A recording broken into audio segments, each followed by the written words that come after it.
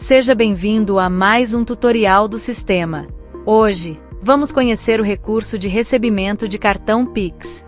Essa funcionalidade permite registrar e controlar todos os pagamentos feitos por cartão de crédito, débito e Pix dentro do sistema.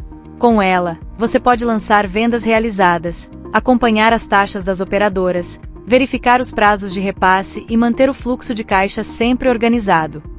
Para acessar, vá até a aba Financeiro e clique em Recebimento de cartão Pix. Na tela principal, é possível visualizar os últimos 30 registros.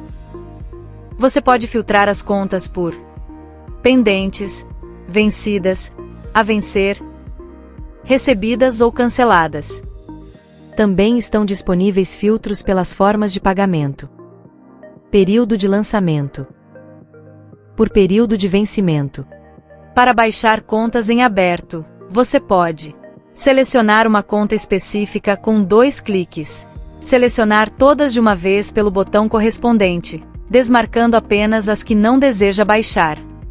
Caso necessário, é possível cancelar uma conta clicando em Cancelar contas.